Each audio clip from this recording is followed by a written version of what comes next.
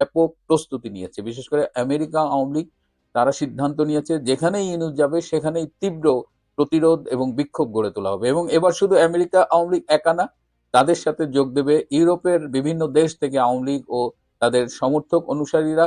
এর বাইরেও পৃথিবীর আরো কয়েকটা দেশ থেকেও এবার আওয়ামী লীগের অনুসারীরা যাবে এই বিক্ষোভে অংশগ্রহণ করতে, এবং তারা সারা পৃথিবীর সামনে প্রমাণ করবে যে ইউনূস একটা স্বৈরাচার, একটা নোবেল লরিয়েট হিসেবে একটা কুলাঙ্গার, নোবেল প্রাপকদের মধ্যে একটা কলঙ্ক।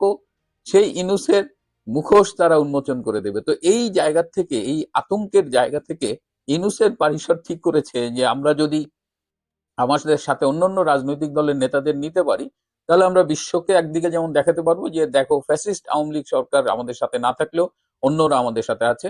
অন্যদিকে ডক্টর ইউনূস মনে করছেন যে বিএনপির যে সমর্থকরা আমেরিকায় আছে তারা হয়তো তাকে প্রোটেকশন দিবে এবং বিএনপি হয়তো রাজপথে আওয়ামী লীগকে মোকাবেলা করবে। এই জায়গাটা একটু হিসেবের ভুল আছে। ভুলটা হলো যে যদি বিএনপি ইউনূসের সমর্থনে নামে রাস্তায়, তারা তাদের মতো নামবে, কিন্তু বিএনপি নামবে বলে যে আওয়ামী লীগ নামতে পারবে না, আমেরিকার আইনে কোথাও এটা লেখা নেই। আমেরিকায় এই প্রতিবাদ করবার অধিকার সবার আছে, এবং এই যে আপনারা দেখেন বিদেশে যে বিভিন্ন প্রতিবাদ হয়, এই সব কিছুই কিন্তু পুলিশের পারমিশন নিয়েই এই প্রতিবাদগুলো হয়। সুতরাং বিএনপির মির্জা ফখরুল আলমগীর কিংবা জামাতের ডাক্তার তাহের এরা সাথে গেলে, আর এনসিপি তো নিউ ইয়র্কে ওরকম কিছু নাই, এনসিপি হলো দুধ ভাত, ওদের কাউন্ট করলে করতে পারেন, না করলে না করতে পারেন। তো যে হিসেবে ডক্টর ইউনূস নিয়ে যাচ্ছেন সেইটা আমার মনে হয় না তার সফল হবে। তিনি তীব্র বিক্ষোভ এবং প্রতিরোধের মুখে পড়বেনই। আর লন্ডনে এই গত নিউ ইয়র্কের বোতল মাহফুজের সফরে আমরা দেখেছি যে মিটিং এর ভেতরে কিন্তু বিএনপি বোতল মাহফুজকে বিভিন্ন বিষয়ে চ্যালেঞ্জ করেছিল, এবং মিটিং এর বাইরে ধাওয়া খেয়ে উনি যে ভেতরে যে শান্তিতে ছিলেন তা না, ভেতরেও তিনি তীব্র বিতর্কের মুখে পড়েছিলেন। এখন এই নিউ ইয়র্কে এবার গিয়ে ডক্টর ইউনূস যদি মনে করেন যে বিএনপি তাকে রাস্তায় এবং ইন হাউস সাপোর্ট দিবে, সেই হিসেবটা কতখানি ঠিক হবে সেটা নিয়েও আমার সংশয় রয়েছে, এবং আপনারা সেটা মিলিয়ে দেখবেন। কিন্তু সর্বশেষ আমি যে খবরটা পেলাম যে এই যে মির্জা ফখরুল আলমগীর এবং হুমায়ুন কবির ডক্টর ইউনূসের সফর সঙ্গী হিসেবে নিউ ইয়র্কে যাচ্ছেন, এই নিয়ে বিএনপির মধ্যে তীব্র ক্ষোভের সূচনা হয়েছে। বিএনপির একটি অংশ, একদম স্থায়ী কমিটির সদস্য থেকে শুরু করে কেন্দ্রীয় নেতৃবৃন্দের একটি অংশ মনে করছেন যে এই মুহূর্তে যখন ইউনূস তীব্রভাবে বিতর্কিত এবং তার পতনের সময় ঘনিয়ে এসেছে, ঠিক সেই সময় তার সফর সঙ্গী হিসেবে বিএনপির দুই গুরুত্বপূর্ণ নেতার নিউ ইয়র্কে যাওয়ার এই সিদ্ধান্তটা আদৌ খুব ভালো সিদ্ধান্ত হয়নি। তাছাড়া ডক্টর ইউনূস বিভিন্ন সময়ে যখন বিপদে পড়েন তখন বিএনপির কাছে সাহায্যের জন্য হাত বাড়ান, এবং বিএনপি তাকে সব সময় সাহায্য করেছে, কিন্তু যখনই তার বিপদ কেটে যায় তখনই তিনি বিএনপিকে ছুড়ে ফেলে দেন। বিএনপির ভেতরের ক্ষুব্ধ এই অংশটি মনে করেন যে বিএনপি কেন বারবার এই রাজনীতিতে এরকম দেউলিয়ত্বের প্রমাণ দিচ্ছে। আপনারা দেখেন যে জুন মাসে ডক্টর ইউনূস লন্ডনে গিয়ে তারেক জিয়ার সাথে একটা বৈঠক করে আসলেন, একটা আন্ডারস্ট্যান্ডিং এ গেলেন, তারেক জিয়াকে কিছু টোপ দিয়ে আসলেন, নির্বাচন হবে এবং এমন একটা ভাব যে সেই নির্বাচনে ডক্টর ইউনূস বিএনপিকেই ক্ষমতায় আনবেন। American chargé d'affaires Tracey গোপনে লন্ডনে গিয়ে তারেক রহমানের সাথে মিটিং করে আসলেন, সেখানেও সেই একই আশ্বাস। কিন্তু বাংলাদেশে এসে আমরা কি দেখলাম যে সবখানে ইউনূস জামাতকে প্রমোট করতেছে। ডাকসু জাকসুর এই যে নির্বাচন, এই নির্বাচনে ছাত্র দলের, বিএনপির ছাত্র সংগঠনের মানে একদম ল্যান্ডস্লাইড ডিফিট হয়েছে, যাকে বলে ভূমিধস পরাজয়।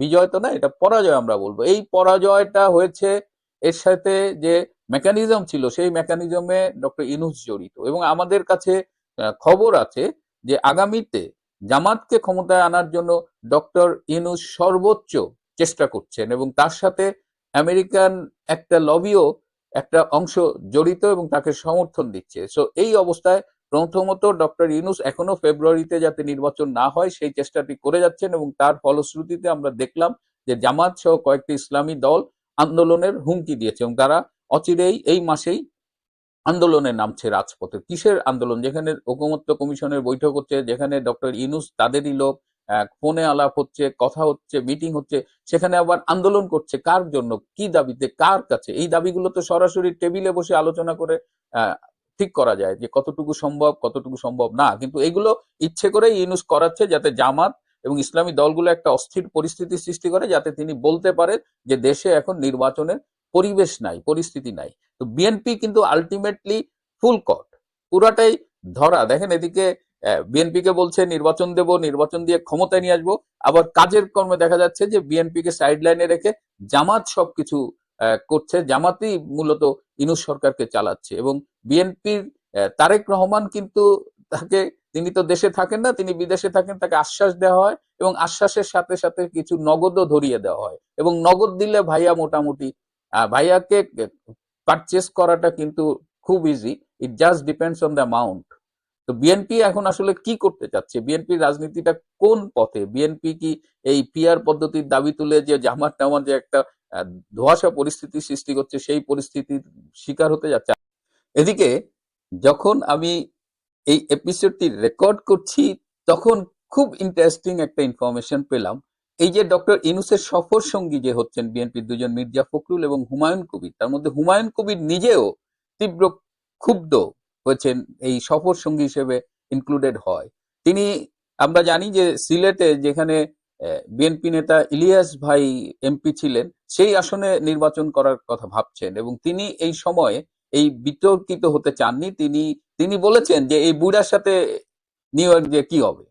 হ্যাঁ, তাও মানে শুধু আমি যে এতক্ষণ বললাম যে বিএনপির ভেতরের লোকজন ক্ষুব্ধ তা না, যে সফর সঙ্গী দুইজন নিচ্ছেন তার মধ্যে এই হুমায়ুন কবির নিজেও ক্ষুব্ধ। এবং আমি আগেও বলেছি, একটু আগেই তো বললাম যে একমাত্র Mirza Fakhrul will be happy to go, because সে বিএনপির মহাসচিব হলেও এখন কিন্তু একটা খুব ক্লিয়ার হয়ে গেছে, সে আপাদমস্তক একজন রাজাকার, রাজাকারের পুত্র হিসেবে সে এই যুগে নিজেকে রাজাকার হিসেবেই বারবার প্রমাণ করছে। এখন দেখা যাক যে মির্জা ফখরুল ইসলাম এই বাস্তবতায় এই ক্ষোভকে উপেক্ষা করেও ডক্টর ইউনূসকে সুরক্ষা দিতে নিউ ইয়র্কে যান কিনা।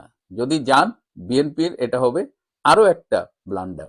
প্রিয় বন্ধু, আশা করি বিষয়টি বুঝতে পেরেছেন।